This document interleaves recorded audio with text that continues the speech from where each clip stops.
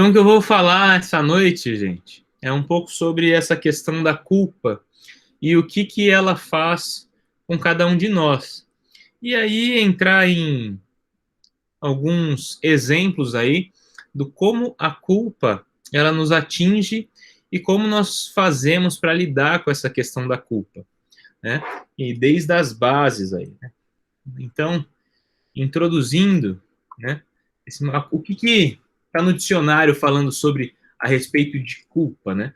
No dicionário, a culpa é descrita pelo seguinte: primeiro, a responsabilidade por dano, um mal, um desastre causado a outra pessoa, uma falta, um delito, um crime.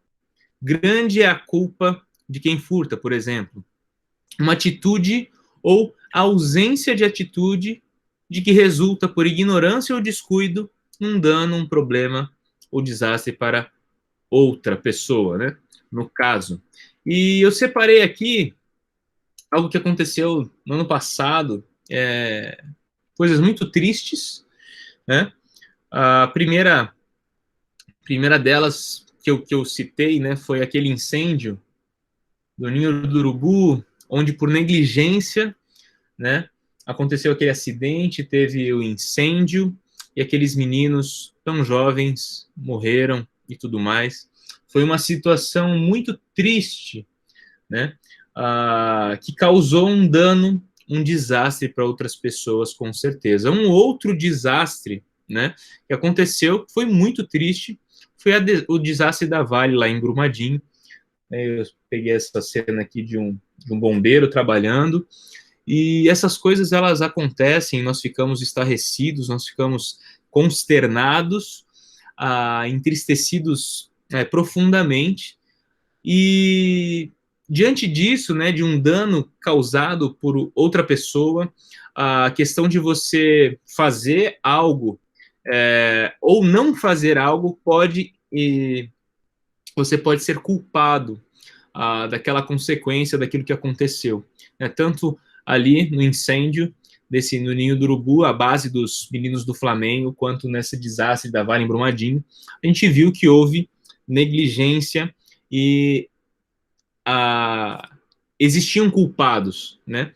E aí eu fico imaginando, né, como é que deve ser para essas pessoas, né, que tinham responsabilidade, certa responsabilidade, conseguir dormir à noite, conseguir deitar no travesseiro e, e pensa, nossa, por causa de um descuido, por causa de uma negligência, por causa de um trabalho ruim que eu tenha feito, vidas foram ceifadas, muitas vidas foram ceifadas, né? Como é que será que fica a cabeça de alguém nesse sentido?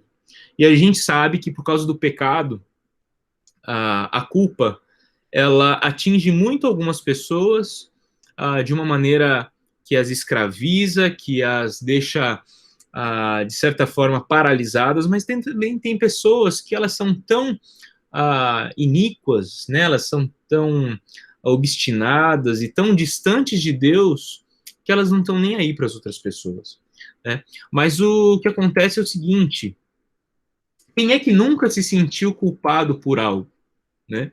Quem é que pode dizer que nunca teve culpa de algo? Por exemplo, eu sou o filho caçula, né?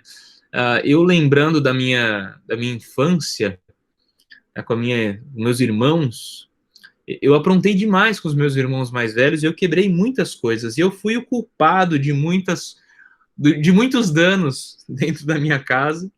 Fui culpado de muitas coisas, né? Quem é que pode dizer que nunca teve culpa de nada, né? Ou que nunca se sentiu culpado por algo? Isso é um fato. Eu creio que vocês aí que estão me acompanhando em algum momento já se sentiram culpados por alguma coisa.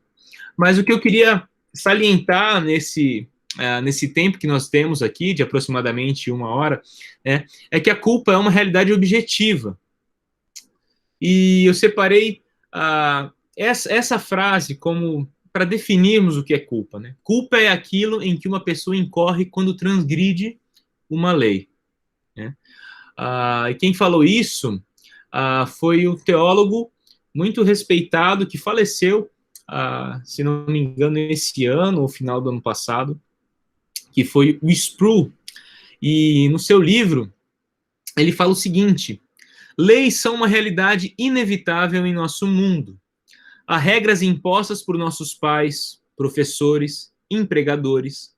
Há leis aprovadas pelos estados, governo federal. Todos nós estamos sujeitos às regras e leis. Podemos discordar de algumas das leis ou mesmo da própria ideia de haver leis.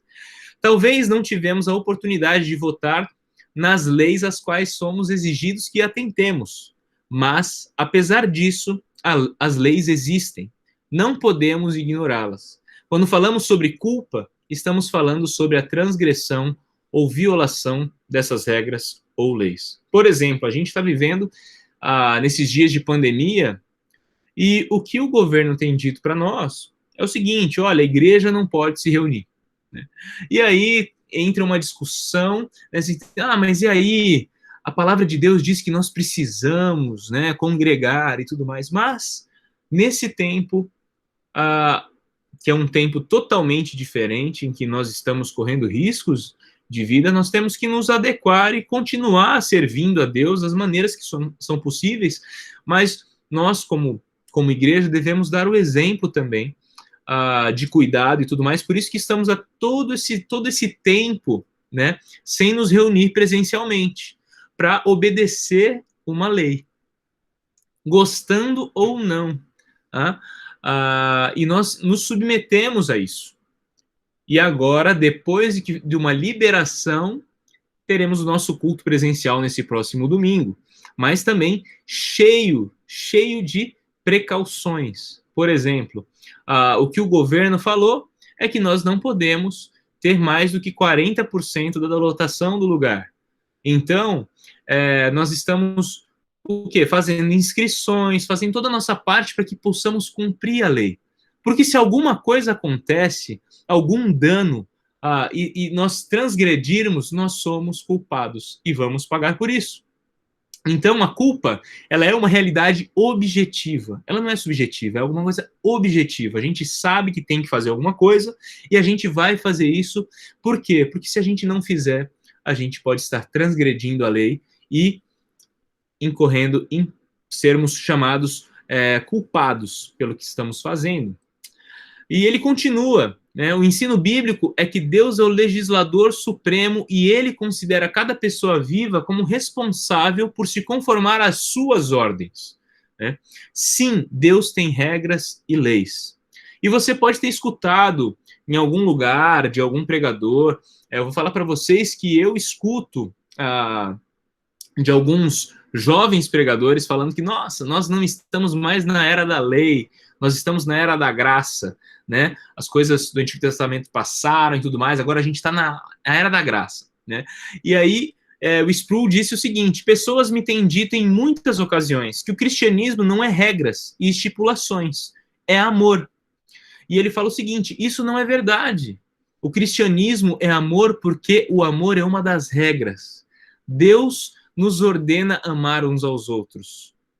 Vê quão importante é essa questão e como nós não podemos falar simplesmente jogar por aí, nossa, não estamos mais na era da lei, nós estamos na era da graça. Mas o Senhor tem alguns preceitos para nós, algumas leis para nós, para que nós possamos praticar em obediência a Ele e sermos reconhecidos como seus filhos. Né? E ele continua, né? O cristianismo é amor porque o amor é uma das regras, Deus nos ordena amar uns aos outros, o cristianismo não é apenas leis e mandamentos, mas leis e mandamentos decretados por Deus são um fato da vida desde a criação do mundo. Por isso, se definimos culpa como aquilo em que uma pessoa incorre quando transgride uma lei, nós incorremos em culpa suprema quando transgredirmos a lei de Deus. Isto é verdadeiro porque a lei de Deus é perfeita. Ou seja, as leis existem, elas são delimitadas por Deus desde a fundação do mundo, e são várias leis, né, gente? A lei da gravidade, por exemplo, né? Estou falando aqui com o Fernando porque ele está perguntando, está no link certo agora? Estou no link certo.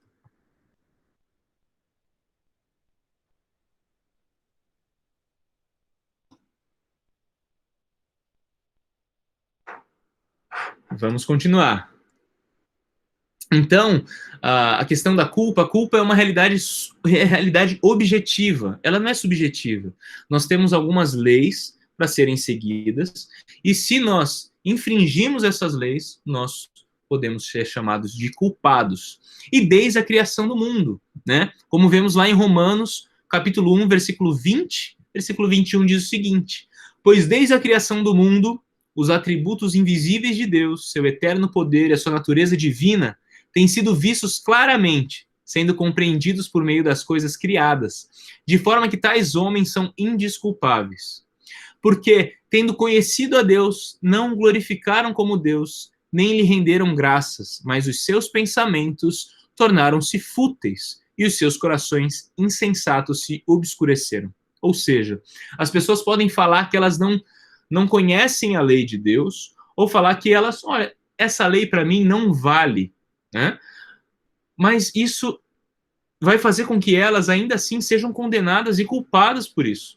Por quê? Porque a palavra diz que Deus, ele se mostrou e ele deixou muito bem claro quem ele é e as suas leis desde a criação do mundo, né? E por isso os homens são indesculpáveis, porque conseguem, com aquilo que Deus criou, que é a revelação geral de Deus, saber que existe um Deus e existem regras a serem seguidas.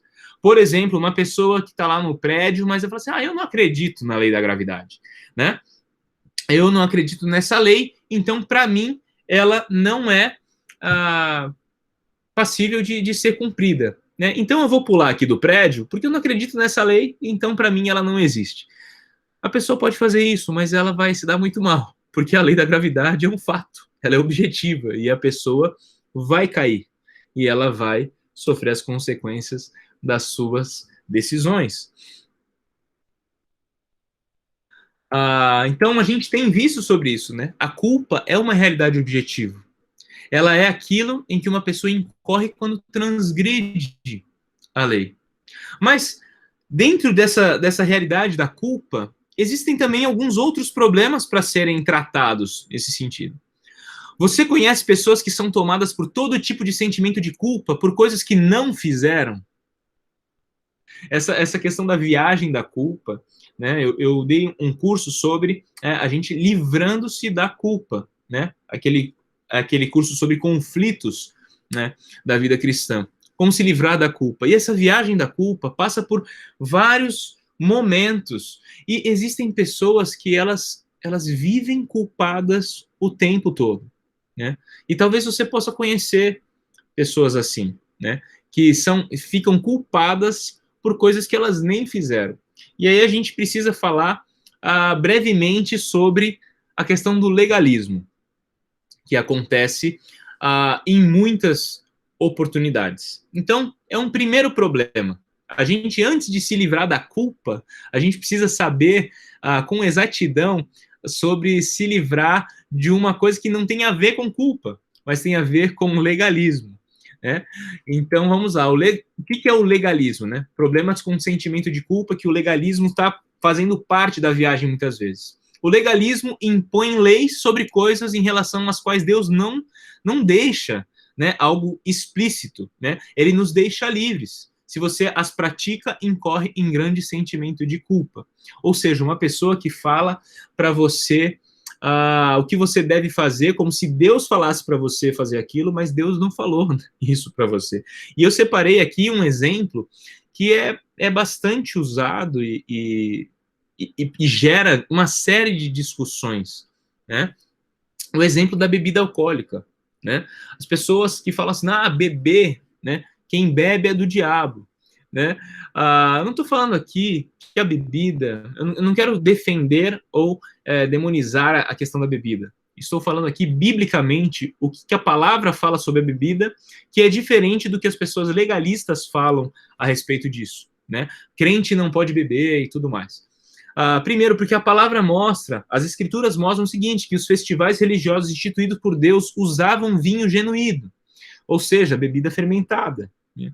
O problema que a palavra aponta claramente é o problema com a embriaguez e não com a bebida em si, mas com que você deixasse de estar sóbrio né? Que você perdesse a sua consciência e não agisse por si na sua sobriedade. É isso que a palavra é totalmente contra.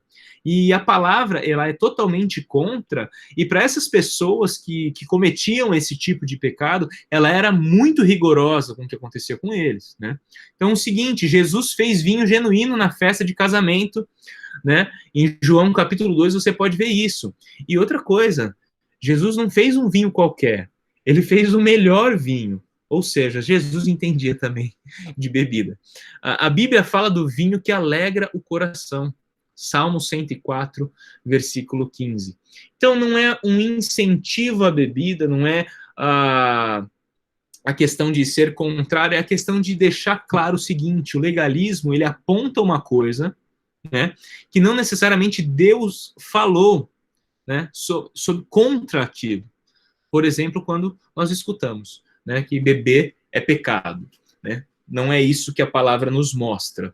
E isso é bastante sério quando você vai um pouco mais além, né? Quando Jesus instituiu a ceia do Senhor, ele consagrou vinho genuíno, né? Durante a ceia. Se tomar vinho fosse pecado, então Jesus seria um pecador. E ele não se qualificaria para ser o salvador impecável de seu povo. Ele seria o cordeiro com mácula e não um cordeiro sem mácula. Então, isso é muito sério. Quando os legalistas falam a respeito disso, da bebida e tudo mais, eles se esquecem de que se o que eles estão falando é verdade, então a nossa fé ela é vã e completamente... eu não preciso viver para isso, porque tudo caiu por água abaixo, porque Jesus não é santo. Ele pecou. E aí o sacrifício dele não foi aceito e tudo mais. É uma bola de neve. Então essa questão do legalismo e essa questão da bebida em si pode parecer uma discussão, vamos dizer, sem importância. Mas se nós formos às últimas consequências do que é realmente a palavra de Deus, o que ela ensina, e as consequências do legalismo, nós podemos colocar toda a nossa fé em descrédito. Então isso é muito sério. Mas aqui não foi uma questão de defesa, viu? É pela bebida ou não. Cada um tem a sua escolha. Só não pode falar que Jesus proibiu, né? Só não pode falar que a Bíblia fala que se você beber, você está em pecado, né? Filho do diabo. Isso você não pode falar, né? Não é isso que a palavra mostra. E se você tem decidido por isso, ora a Deus, se você vai também por causa de um irmão, né? Se abster de beber porque aquilo ali vai fazer mal para o outro, é isso aí, você está vivendo o cristianismo, faz parte. Mateus 5,20 diz o seguinte: pois eu lhes digo que se a justiça de vocês não for muito superior à dos fariseus e mestres da lei, de modo nenhum entrarão no reino dos céus, né? Se não for muito superior à dos fariseus e mestres da lei, de modo nenhum entrarão no reino dos céus. Por quê? Porque os fariseus, eles gostavam de culpar as pessoas. Você não está fazendo isso, você não está guardando sábado, nossa, você curou num sábado, Jesus, e tudo mais. E aí Jesus ele está mostrando o seguinte: antes, os 10 mandamentos, né? Se você não fizer isso, né? Não matarás, não adulterarás, né? E uma série de coisas, não terás outros ídolos. E aí chega no Novo Testamento, a partir do momento, as pessoas até falam assim, nossa, acabou a era da lei, agora é a era da graça, como a gente falou no início da nossa conexão, né? Que o Senhor tem regras e ele tem leis estipuladas desde a criação do mundo. Quando nós vemos os fariseus falando sobre tudo isso, Jesus vem e ele fala o seguinte: olha, vocês, antes era o seguinte, você não pode possuir a mulher do próximo. Eu lhes digo que agora, hoje, se você tão somente pensar na sua mente que você está possuindo a mulher de alguém, você já pecou aí, você já adulterou. Se você pensar que você matou alguém, você já matou essa pessoa. Então, assim, a questão de Deus, ele chega no Novo Testamento, através de Cristo, e as coisas ficam ainda piores para mostrar que nós não conseguimos chegar num padrão que Jesus espera. Nunca vamos conseguir chegar nesse padrão que Jesus espera. E é por isso que ele vem e ele vai mostrar para nós, olha, só existe um que é perfeito, só existe um que é justo. Vocês não vão conseguir viver para isso. Por exemplo, eu tinha um amigo que eu falava bastante sobre Cristo. A gente almoçou várias vezes, nós conversamos sobre a palavra, e eu convidei ele várias vezes para vir até a igreja. Ele falou assim, não, cara, eu estou resolvendo umas coisas, e depois eu vou até a igreja. Por quê? Porque ele se sentia culpado de quem ele era, e ele queria se preparar, ele queria se aperfeiçoar antes de chegar até a igreja. Mas não é por aí. Por quê? Porque nós não vamos conseguir nos aperfeiçoar sem antes chegar a Cristo. Porque o padrão dele é elevado e a gente só consegue fazer algo de bom se nós temos a Cristo do nosso lado. Nós precisamos dele para que consigamos cumprir aquilo que ele espera de nós.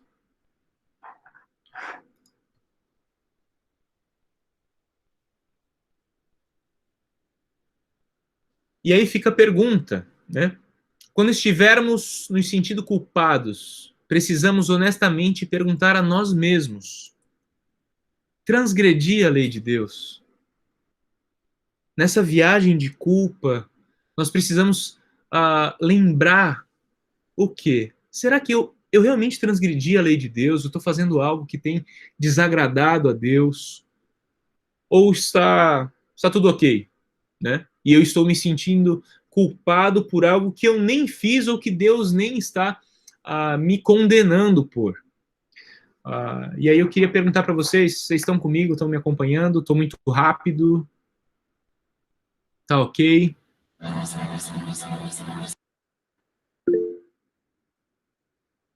Beleza. Eu não sei como é que deixa aqui a minha imagem aparecendo junto com a transmissão, mas vamos seguir assim então.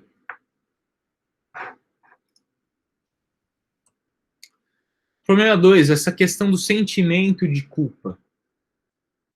Vocês devem se lembrar bastante a questão de Davi e o assassinato de Urias.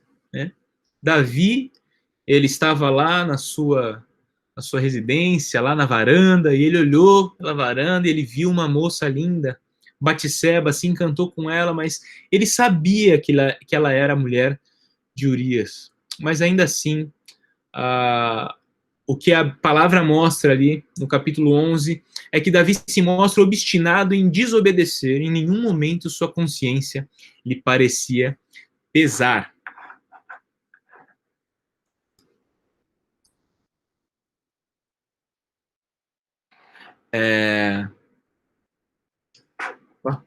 Perdi o...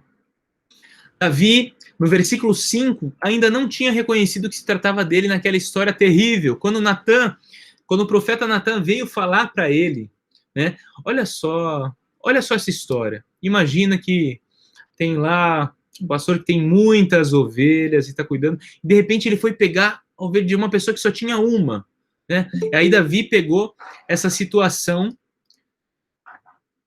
se viu nessa situação, pegou essa situação e falou assim, nossa, que absurdo, eu quero chegar e eu quero pegar essa pessoa e a gente vai fazer horrores com a vida dela também, ela precisa ser condenada por isso.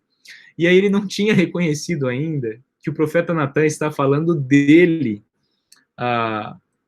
no caso. E aí no versículo 13, né, Davi reconhece que pecou contra o Senhor. Mas vocês percebem, existem algumas pessoas que elas decidem de maneira obstinada por transgredir a lei. E por um tempo, elas acham que está tudo ok. Mas depois, quando uma pessoa é temente a Deus, ela passa por essa viagem, né? Essa viagem da culpa, mas ela precisa, se ela foi alcançada por Deus, ela tem que ter esse reconhecimento, como Davi reconheceu que pecou contra o Senhor. Mas Davi precisou de ajuda para ficar consciente da sua transgressão. Muitas vezes nós estamos fazendo algo que desagrada a Deus, que transgride a lei, e estamos obstinados no nosso coração, no nosso pensamento, e não conseguimos mudar aquilo. E nós precisamos da ajuda de alguém que enxerga a situação de fora para abrir os nossos olhos. E aí, ser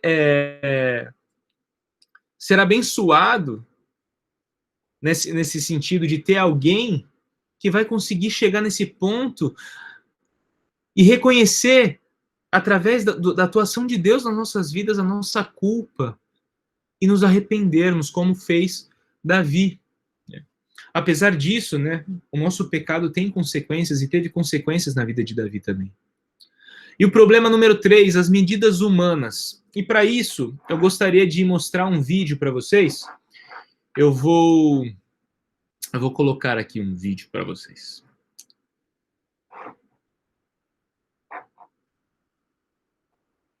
Tudo bem, Isaac? Ei, Nate. Bom que vocês, vou botar um videozinho para vocês aqui.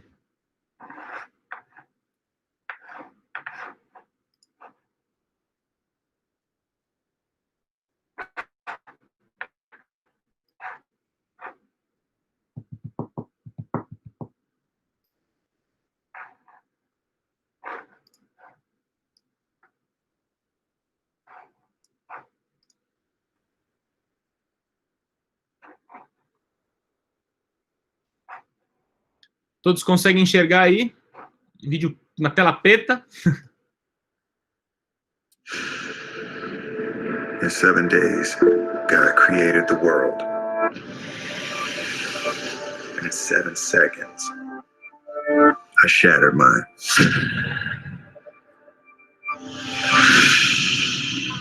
When you sign your name, you'll own my house. I only ask that you never try to contact me for any reason. Why me? It is within my power to drastically change his circumstances, but I don't want to give that man a gift that he doesn't deserve.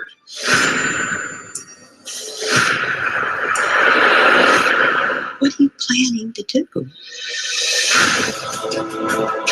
Tell me what's going on. You can't play with people's lives!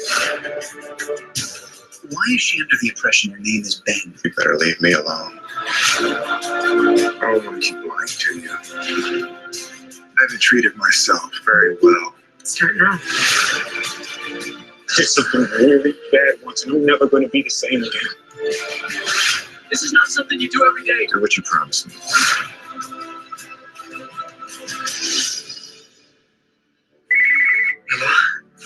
This time.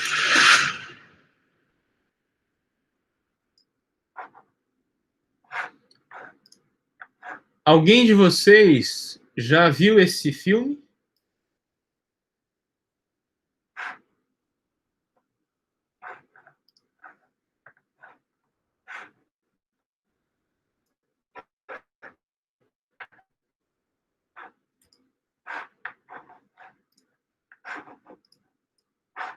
Vou colocar para apresentar de novo o PPT.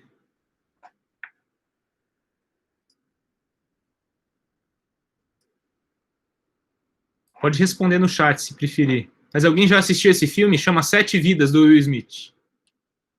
Beleza. Isaac, Rosana, já?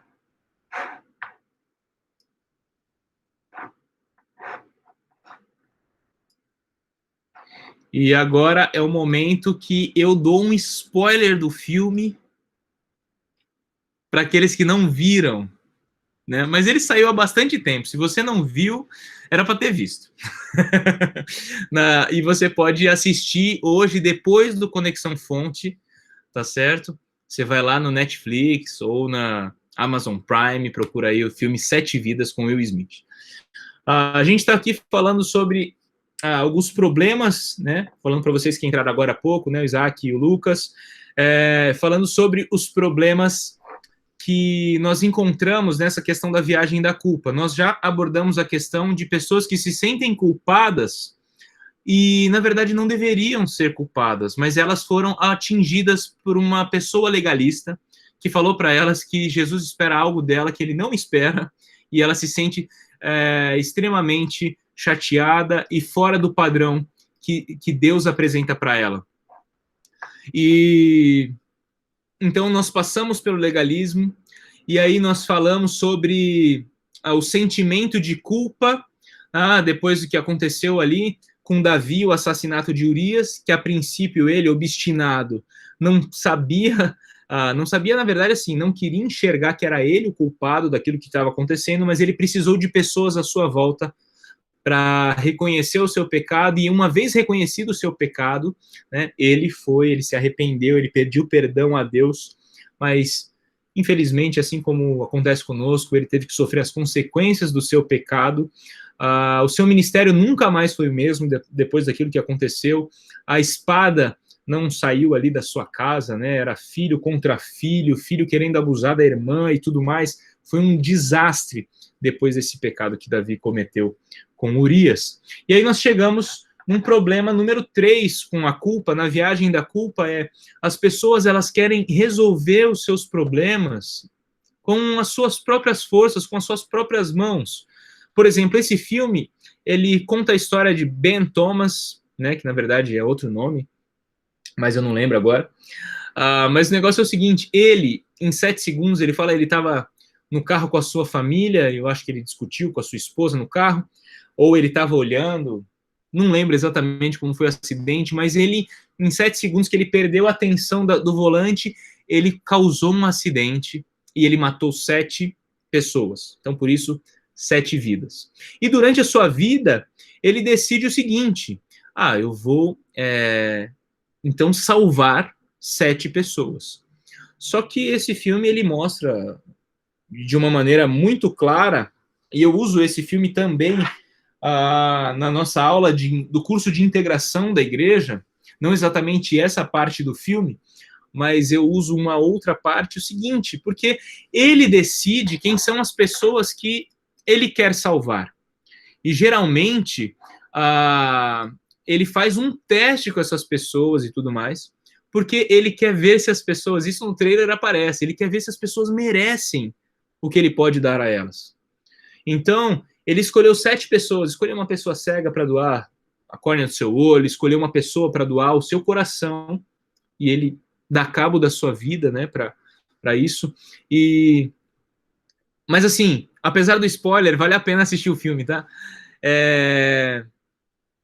Mas aí ele decide, olha, se essas pessoas forem boas, eu vou abençoá-las com, né, os meus órgãos e tudo mais. E é exatamente o contrário do que Jesus fez conosco, né? Nós éramos culpados e indesculpáveis desde a criação do mundo. Mas Jesus, ele olha para nós, como está escrito lá em Romanos, no capítulo 5, versículo 8, o seguinte, mas Deus mostra o seu amor por nós, prova o seu amor por nós, o fato de nós ainda sermos pecadores. Ele não olhou para a humanidade e falou assim, aquela pessoa lá vai me aceitar, então eu vou eleger ela. Não foi isso. Não é assim que funciona a eleição de Deus. Ele decidiu, de maneira voluntária, assim, eu vou amar a humanidade, eu vou me entregar por ela, por estes pecadores miseráveis. É por isso que a gente deve, em todo o tempo, lembrar com muita gratidão pela obra de Jesus Cristo por nós. Porque nós não merecíamos de jeito nenhum. E ele não foi enganado. Né? Quando ele veio para te salvar, para te resgatar, ele veio por isso daí. Ele veio por essa imundícia aqui que sou eu. Entendeu? Eu não mostrei para ele alguma coisa legal, porque, olha, eu vou morrer pelo Tutuí. Né? Se ele me perguntasse, falasse assim, não vale a pena morrer por mim, Deus. Né? Mas ele não fez isso. Ele veio e ele cumpriu o seu propósito e pela sua própria vontade ele o fez. E nós podemos nos alegrar por isso, né? Porque ele veio para nos resgatar e tirar a nossa culpa, para perdoar o dano que o ser humano fez. Ele veio para restaurar o nosso relacionamento, né? O homem, ele quer se livrar da culpa de maneiras humanas, como Davi quis livrar da sua culpa de maneira humana, né? Quando ele foi lá, ele viu, poxa, a mulher de Urias, né? Aí você faz o seguinte, aí chamou Urias, gente, essa história, né? Um homem segundo o coração de Deus mostra o seguinte, que realmente o homem segundo o coração de Deus não é um homem que nunca peca, não é um homem que nunca erra, né?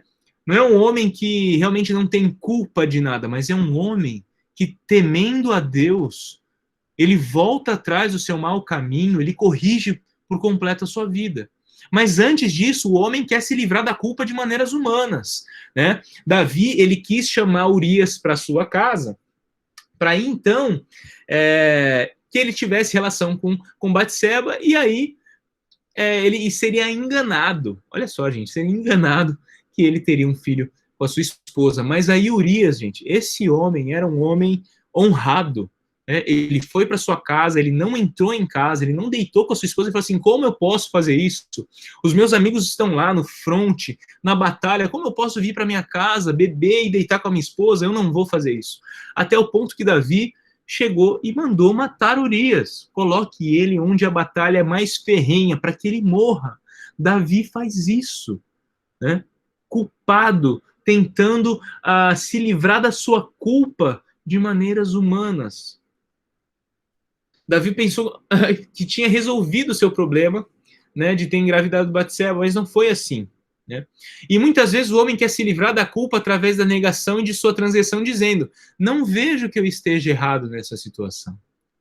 Tem muitos que falam assim, eu fiz isso, mas eu não enxergo que eu esteja errado nessa situação. E é muito importante a gente saber o seguinte, os homens saberem o seguinte, homem, se você estiver transgredido a lei de Deus, pouco importa o que você acha, mas o que Deus pensa a respeito do que você está fazendo. Tem muitas pessoas falando assim, eu não vejo que eu esteja errado. Aí volta para a nossa pergunta lá atrás.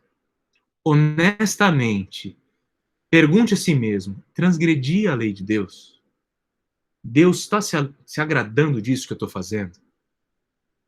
E várias vezes nós vamos nos perceber culpados e necessitados nessa viagem de culpa, fazer a viagem do arrependimento.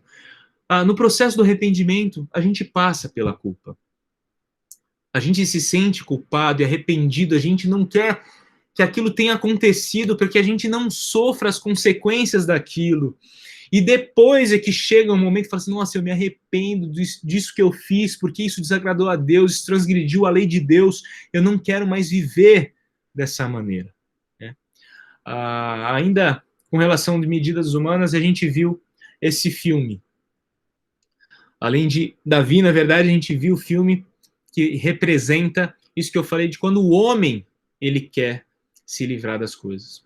E também tem a culpa que paralisa, ou seja, tem uma culpa com um lado negativo muito grande, que é a culpa que paralisa, ou tem também a culpa com um ladozinho positivo, que é a culpa que motiva a princípio e depois o arrependimento, que é aquilo que eu estava falando agora, há pouco. Né? A culpa pode muito bem paralisar pessoas e prejudicá-las fortemente, mas a culpa também tem seus benefícios.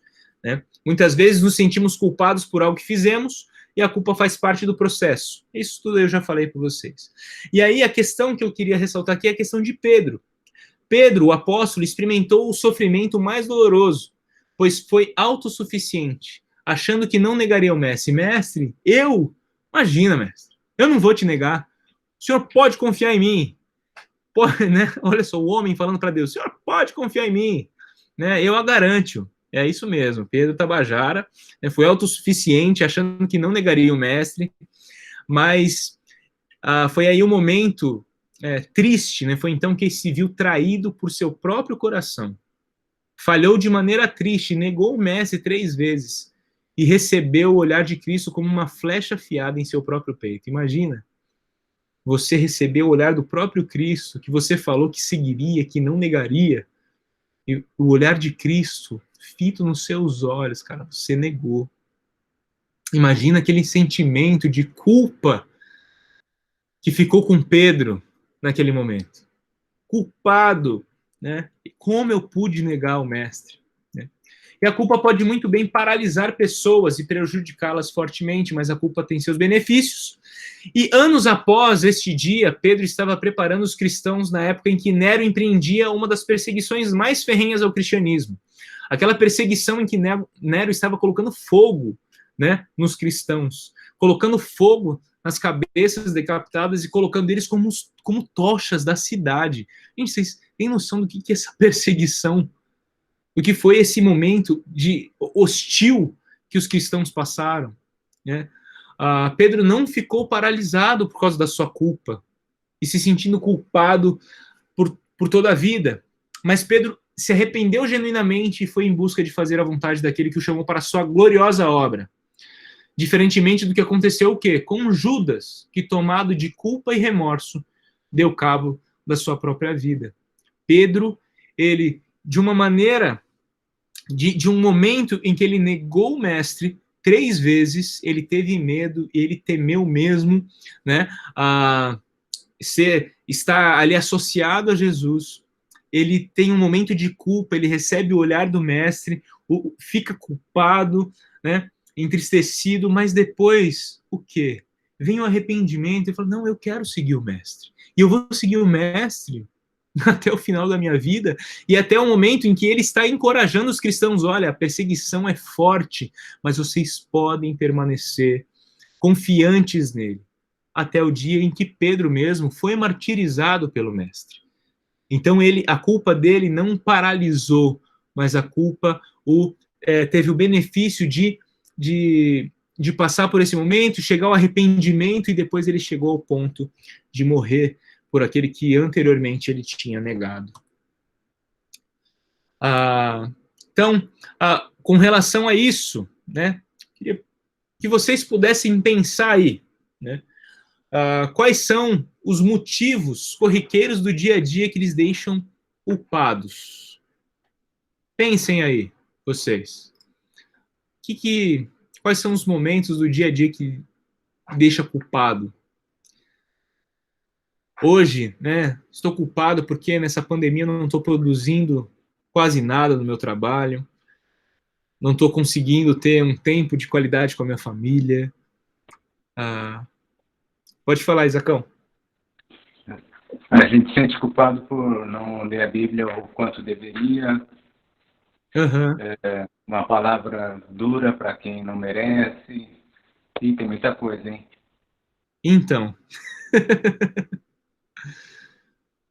Culpa, por exemplo, lá em casa, né? A gente está trabalhando, é um misto de sentimentos, né? Estou produzindo muito aquém do que eu gostaria, ao mesmo tempo gastando muito tempo com o trabalho em si, e a culpa, será que eu estou dedicando tempo para os filhos e tudo mais? Mas eu creio que está equilibrado lá, mas a gente sempre tem espaço para um coração pecaminoso ficar culpado, né? Alguém mais quer compartilhar alguma coisa?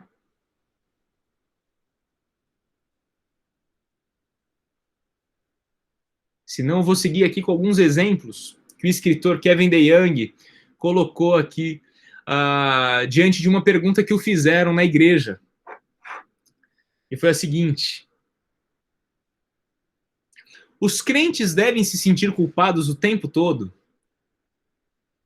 E ele colocou o seguinte: é culpa porque nós poderíamos orar mais, não somos ousados no evangelismo, assistimos frequentemente a filmes e séries de TV de uma maneira,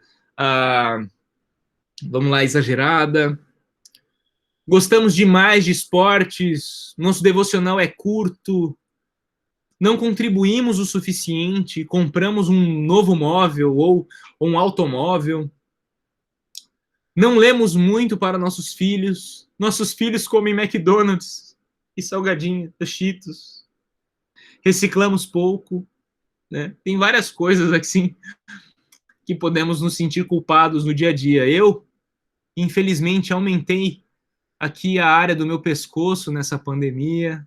Terrível isso, gente. Precisamos perder alguns quilos. Poderíamos usar melhor o nosso tempo. Poderíamos viver em um lugar mais difícil ou em uma casa menor, né? Aquele sentimento piedoso, né? Só que não, né? Nossa, eu devia morar num casebre, porque para que morar numa casa dessa tão grande com pessoas passando necessidade, né? Tem gente que se sente culpado por isso, né? E se esquece dos benefícios e das bênçãos que Deus mesmo nos supre. Claro, não devemos fechar os olhos para os nossos irmãos que estão à nossa volta, mas não tem nada de ruim termos e usufruirmos das bênçãos que Deus tem nos provido. E aí ele deu algumas respostas. Por que tantos crentes se sentem culpados o tempo todo? E o primeiro ele falou assim, talvez é porque eles não receberam completamente as boas novas do Evangelho. Talvez o Evangelho não tenha sido apresentado em toda a sua glória, né? De onde nós fomos tirados, como Cristo, ele não estava enganado quando ele fez a sua obra por nós, né? E nós não precisamos ficar no sentido culpados, porque nós não preenchemos os requisitos e as exigências de Deus. Porque ele nos deu o Espírito Santo para nos capacitar para aquilo que a gente não consegue. Mas enquanto nós estamos aqui, o que Paulo fala é o seguinte, gente, o bem que eu quero fazer eu não consigo, o mal que eu não quero, esse eu continuo fazendo. Quem me livrará do corpo sujeito a essa morte? A nossa esperança deve estar sempre no alto, em Deus, porque nós não enganamos a Ele. Ele sabia da nossa condição, ele sabia que nós não temos condições de preencher os seus requisitos, né? Um segundo ponto, por que tantos cristãos se sentem culpados o tempo todo? Porque alguns cristãos tendem a motivar os outros por culpa. Em vez de haver incentivo aos nossos irmãos a serem o que realmente são em Cristo, eles ordenam a fazerem mais para Cristo, quanto à motivação correta. Aí eu separei aqui para que vocês possam ler a obra que ele realizou em nós, Romanos, no capítulo 6, versículos 5 ao 14. Então, muitas vezes nós motivamos as pessoas por culpa e não por graça. Nossa, você não está fazendo isso? O que Deus vai achar disso que você não está fazendo? Você não está dedicando o seu tempo como você deveria a Ele? Como se Deus não soubesse como estão a realidade das pessoas e tudo mais. Existem pessoas negligentes no seu tempo? É claro que existem. Mas a nossa motivação devia ser pela graça e não pela culpa, né? A terceira, a maior parte do baixo nível de culpa se enquadra na ambígua categoria de não fiz o suficiente. Precisamos ter cuidado para não insistirmos em algum padrão de prática quando a Bíblia insiste apenas em um princípio geral, né? Então tem pessoas que falam, você tem que fazer isso porque a Bíblia fala isso, isso e isso. E aí, às vezes, cadê isso aí que a pessoa fala que a Bíblia fala, que a Bíblia diz para você fazer? A Bíblia fala para nós a quantidade de devocionais que nós devemos fazer durante uma semana? Será que isso tem um versículo que fala exatamente isso? A gente tem o que? A palavra fala para a gente meditar na lei de Deus de dia e de noite, né? Lá em Salmo fala isso. Mas o que significa meditar de dia e de noite? Significa que eu tenho que parar de dia e de noite, pegar a minha Bíblia ou um livro devocional? É aquilo que é meditar de dia e de noite? Será que é isso? E nós estamos, muitas vezes, tratando as pessoas, levando-as a ficarem mais culpadas, ao invés de levá-las ao trono da graça de Deus, para que elas entendam o seguinte: olha, o teu fardo, que você não consegue carregar sozinho, Deus, Ele quer te capacitar para carregar esse fardo. E não só isso, mas Ele te provê também pessoas que você pode buscar socorro nelas, para que você consiga se aproximar mais de Deus. E aí um quarto ponto, né? Quando somos verdadeiramente culpados de pecado, é imperativo que nos arrependamos e recebamos misericórdia de Deus. Paulo tinha uma consciência limpa, não porque nunca pecava, e sim porque, eu imagino, buscava imediatamente o Senhor quando sabia que havia errado, e descansava naquela questão, nenhuma condenação há, né, do Evangelho. Para nos perdoar e nos purificar de toda injustiça, Deus é fiel e justo. Deus não nos salvou para nos sentirmos miseráveis o tempo todo.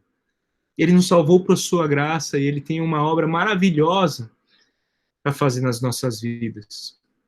Então, nessa viagem da culpa, podem acontecer muitas coisas. Pode ser que você se sinta culpado por algo que você nem precisaria, porque Deus não te condena, você não transgrediu uma lei dele. Você pode tratar as coisas de uma maneira muito mais leve. E aí você vai ter que enxergar se isso é um legalismo ou se realmente é isso que a palavra de Deus diz. Em outro ponto, por exemplo, como Davi, que muitas vezes não conseguia enxergar sozinho a situação, nós vamos precisar de pessoas à nossa volta, como o profeta Natan fez com ele, e o apontou para ele: cara, você está errando nisso, é você que está fazendo isso. E aí, não é você tratar as coisas com medidas humanas que você vai conseguir resolver o seu problema da sua culpa. Ou seja, você foi uma pessoa muito ruim, agora você vai fazer coisas boas para pagar aquilo que fez de ruim. Não é assim que funciona. A gente precisa buscar a Deus, ser transformado por Deus. Isso nós devemos, se temos que pedir perdão, nós temos que pedir perdão. Porque aí chega no ponto que nós chegamos, fomos alcançados por Deus, e uma vez alcançados por Deus, não tem mais espaço para andarmos culpados, mas tem espaço o quê? Para nos arrependermos e recebermos o perdão de Deus, para que possamos poder seguir livres de toda a culpa, livres de tudo aquilo que nos amarra, né? E nos deixa longe de desfrutar daquilo de melhor que Deus tem para cada um de nós. Então era isso que eu queria compartilhar com vocês nessa noite. Se vocês tiverem alguma dúvida, quiserem compartilhar alguma coisa, este é o momento.